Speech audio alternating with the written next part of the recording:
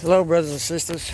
I wanted to do a kind of a video today, a little something different than I normally do. It's kind of like just like a walk and talk. I'm out walking behind my house. There's a water ditch. This runs behind my house, and occasionally, every now and then, I like to come back here and walk. Sorry about the dogs. But there's just a few things that I really want to touch base with some of you all about.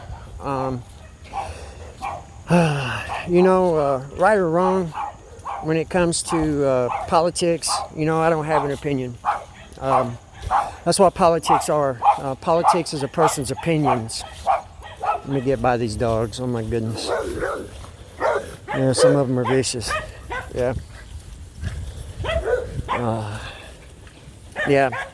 Politics are a person's opinions, and those of us who, I suppose, are somewhat intelligent, perhaps, I don't know how to base this, but just let me say it. A person tries to base their opinions, on some kind of facts, figures, numbers, experiences, something like that, and hopefully we try to make the best opinion possible based on the information that's available to us. And the problem with information nowadays is that, there's so much. It's just, like, for example, if there's a health problem or a study, you got studies that are for something and studies that are against something. There's money on both sides of every issue. And so, how do you know what's true and what's not true? How do you know what to choose? And this is one of the things that's killing our society today. People want to quote facts and figures, that have been put out there. And these facts and figures, it's this study or that study, but that doesn't make it true. Yeah, okay, all right. So people are basing their opinions on all these facts and figures and information, whether it's true or not, who knows.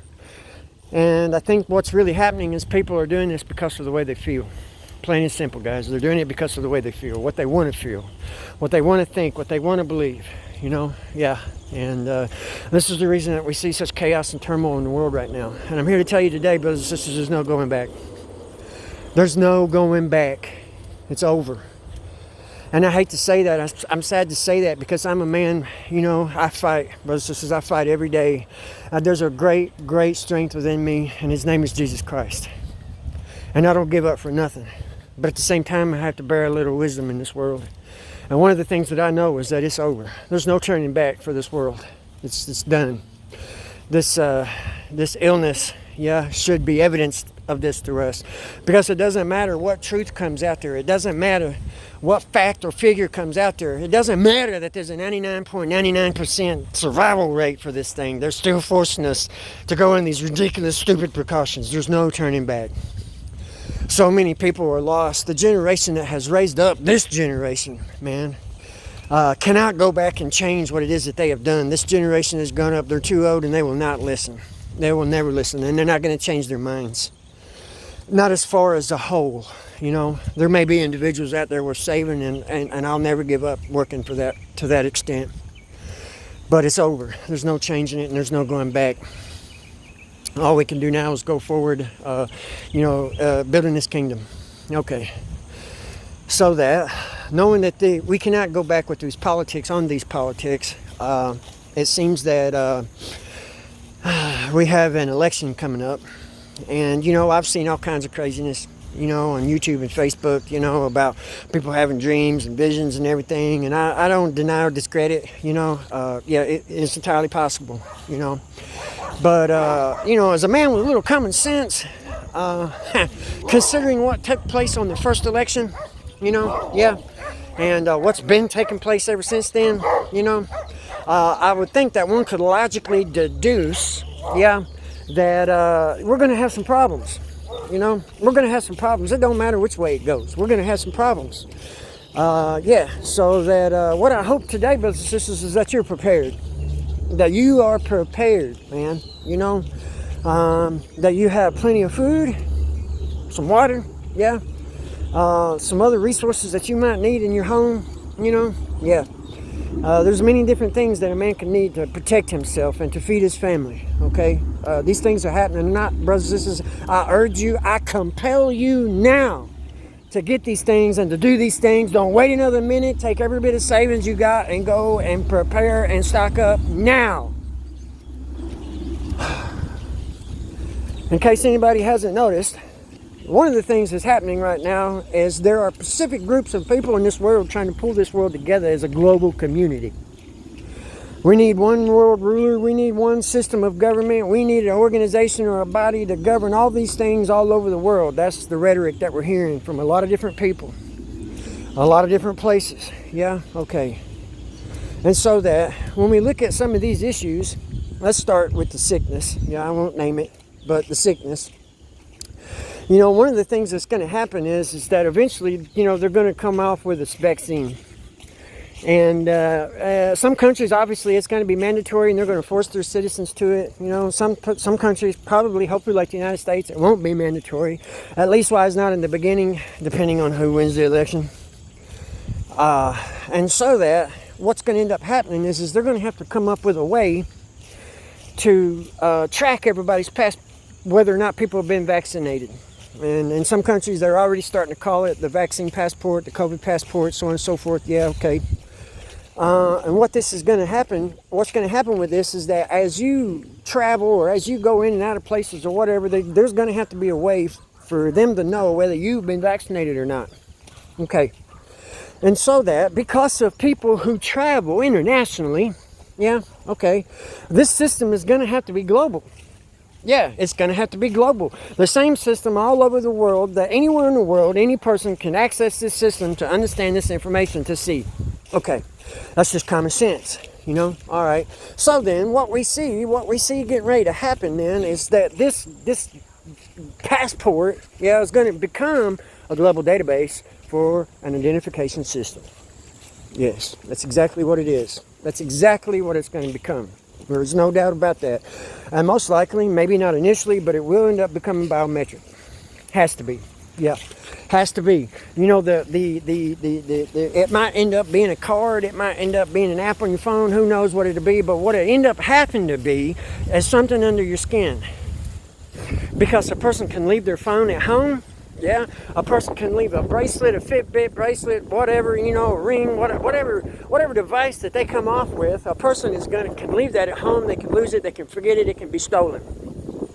And so that is whatever they use is going to have to be something that is on the body all the time. Yeah. And I don't know how many of y'all remember this or not, but in you know, when they passed the American Care Act, we call it Obamacare. Yeah. When they passed that, there was a provision in that bill where they had what was called a medical registry device. Yeah. And it was a microchip that was supposed to hold your medical information. You know, that organizations, hospitals, institutions and such could access this microchip, man, and to be able to view your medical records, you know, and it seemed like a really good idea. You know, it's an emergency situation, you're passed out, they don't know you're allergic to something or other, man, you go into the hospital, they scan that, now they know you're allergic to morphine, so they won't give you morphine. They know that you're allergic to some type of antibiotic, and they know not to give you that antibiotic. So, you know, from that aspect, it's like a no-brainer. It seems good. Yeah, okay. But I think that, without a doubt, something along these lines, at the very least, is going to end up becoming this passport. Okay, hold on to that. So we got a global identification system. What other global issues do we have? Or what other global issues are they bringing forth? Well, we got climate change. Yeah, okay, yeah. And brothers and sisters, I'm not a climate denier. You know, there is a climate change happening. There is no doubt about that. But the reason why it's happening is what's in question. Yes, okay. Brothers and sisters, the climate is not changing because man is polluting the earth. Though man is polluting the earth, there's no doubt about that. We're not taking as good a care of the earth that God gave to us as we could. Okay. But the reason the climate is changing, brothers and sisters, is because these sins of mankind, man. Read Job chapter 37 and you'll see who's in charge of the weather, who controls the weather. And I know, brothers and sisters, I know there are lots of people out there that think man can control the weather, but I'm here to tell you now that man cannot control the weather. It is God who is in charge of the wind. It is God who is in charge of the rain and the hail and the snow and the thunders and the lightnings and the earthquakes and the waves and the oceans. It's God who's in charge of these things.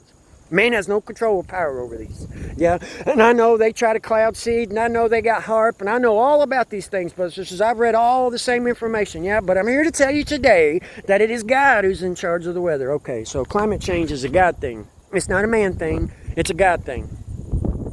God has used the climate, God has used the storms, God has used these things as judgments in the past. And everybody knew this up until about 100 so years ago. Yeah. And it seems like everybody forgot that. You know? Yeah, everybody forgot that. All right. And now, because of meteorologists and climatologists and all these other ologists, you know, it's not God who's in charge of these things anymore. It's not God who does these things anymore. Yeah? Okay. All right. So that this climate change then is a global issue because it is happening all over the world. The amount of storms and earthquakes, and I mean, oh my God, it's all over the world and it's increasing daily, it seems. You know, daily it seems. And there are some people say, oh, it's only because of the internet. Well, for those of you who lived under a rock all your life, there's this book called an encyclopedia, yeah? And you can read this encyclopedia to understand everything that's happened, and you can develop graphs and figures and statistics based on these books. They were fairly accurate. Yeah, all right. Brothers and sisters, the weather's changing. God is judging the earth. God is warning us. There's no doubt about that. All right, and he's doing that through the climate. Yes, okay. So there is a such thing as climate change. And they're using the climate change as a global issue to draw the global community together. Yeah, okay, all right. It is an issue that they're using to say, for the betterment of mankind, we need, and you fill in the blank, laws and regulations. You know, I mean, my God, if any of y'all ever know anything about Agenda 2030, yeah, read that up on that. Check that out. Sustainable development. Okay, this is what climate change is trying to bring about. You know, we were about this close to being in a situation like that with some of these trade agreements and was that Paris Climate Peace Accord, whatever it was, peace treaty, whatever it was, the one that Donald Trump pulled us out of. Okay. And brothers and sisters, again, I'm neither for nor against anyone. You know, it is God who puts people in authority over me. But Donald Trump did pull us out of that agreement. Yeah, and if y'all research that agreement close enough, you'll see that it would have allowed an international body to pass laws that America would have been subject to, but not just America, any other country that was involved in that. All right. And those laws would end up becoming what the UN calls sustainable development. It would have said where we could and couldn't live. It would have said what we could and couldn't do. It would have said all of these things. Yeah. All right. But we got a reprieve. Okay. So, what else we got going on? So we got the passport, you know, the vaccination passport. We got climate change. What else do we got going on that's a global issue? Well, I'm here to tell you right now, we've got one more coming. Yeah, and that's going to be a food shortage.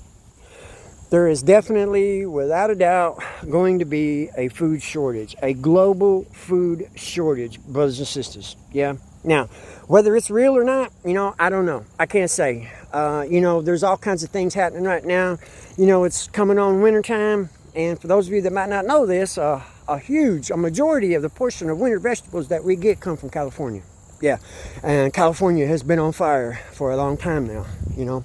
Yeah. And so that odds are we're not going to be able to get the same amount of vegetables and fruits that we get from California.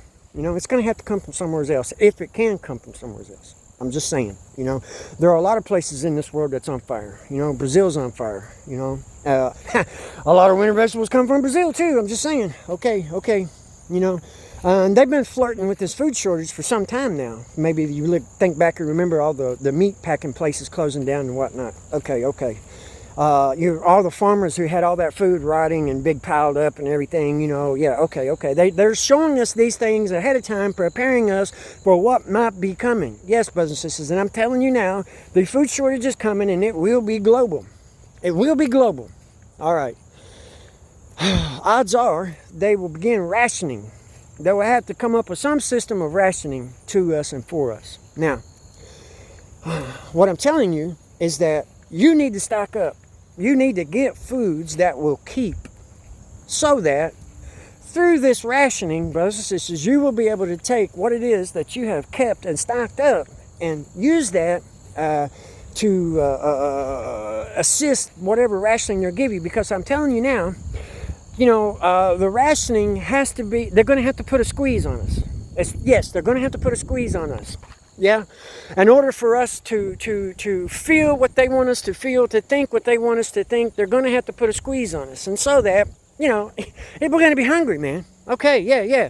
The food is going to be thin. All right. And so that we can use the foods that we have stocked up on to complement the rations that they're giving to us. All right. So that it's a must. It is a must, brothers and sisters. It's got to happen. Okay. And so that with this understanding in our mind, we can think ahead. We can think ahead about issues that will become global issues that they will use to globalize this world, because that's what's happening. That's what's happening, brothers and sisters.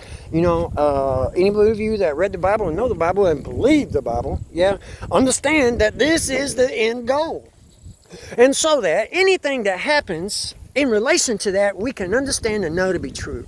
This is how we discern truth from a lie. With all this bombardment of information, with all these statistics, with all these figures, with all these studies, man, this is how we can determine what is true from what is not true. All right. Brothers and sisters, I hope that, I hope you start taking this a bit serious. It's time to take it seriously, brothers and sisters. Okay. This is what you can do for your families, with your families, to help your families, and to help maybe somebody around you. I don't know. Brothers and sisters, I hope you're in prayer. I hope that your hearts and minds are right with Jesus Christ. I hope that your desire is to love Him and to be pleasing to Him. And if it's not, it's time to repent. It's time to repent, brothers and sisters. It's time to change. It's time to change the way we think, and it's time to change the way we feel. Because if we change the way we think, it will change the way we feel. And what we must think with the new mind is that what God says is right, is right. And what God says is wrong, is wrong. And if we do this, brothers and sisters, if we do this, regardless of what it is, yes, we will receive a new heart. We will receive a new heart. God will take care of us, brothers and sisters. There's going to be some things that we're going to have to go through, and I know some people think that we're not going to have to go through anything, and I'm not here today to discuss or determine or debate that. Yeah, all right. But what I will say is that there will be hard times for His people. Yeah, okay. But if we use a bit of wisdom, because God wrote us an instruction manual ahead of time, if we use a bit of wisdom and a bit of faith, then we won't have to suffer as much. Definitely. It's common sense. All right, brothers and sisters. There is going to end my rant today. I don't want this video to be too long. I hope that some of you will watch this, man. I hope that some of you take this to heart. And I hope that some of you have maybe made these preparations, begin to make future preparations for those around you by sharing the gospel. It's got to happen, brothers and sisters. It must happen. Absolutely must happen. You must have fruit, and your fruit must remain. Yes, brothers and sisters. You must go forth sharing this truth with other people. And I'm not talking about politics. I'm not talking about these things. I'm talking about the saving grace of Jesus Christ. That's what I'm talking about. All right. Brothers and sisters, I usually don't speak words like this. Like I said, I don't have an opinion. I'm a dealer of truth, and I deal with the truth. And because the truth shall set you free. And what I'm telling you today is the truth. I can't say it's going to happen tomorrow. I can't say what day it's going to happen. I do know that it is going to happen. The Bible is written. It cannot be changed. It will not be changed. Okay. All right, guys. I love you all. And, you guys be praying for me, please. I've been going through some sorrow lately, and I won't discuss it, but I need some prayer, and pray for my ministry, pray for my wife, my family, my friends.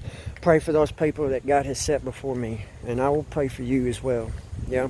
But sisters, don't be afraid to leave me a comment. Don't be afraid to share this video, because it is the truth. I don't make videos to be popular, or my channel is not monetized. Okay, all right, that should be a hint. Okay, it's not about that. It's about you, and it's about those around you, and it's about the truth, brothers and sisters, and the truth shall set you free. Okay, that's all I want to say today, guys. Everybody be safe, be prepared, be in prayer. Yeah, all right, and I love you in Jesus' name. All right.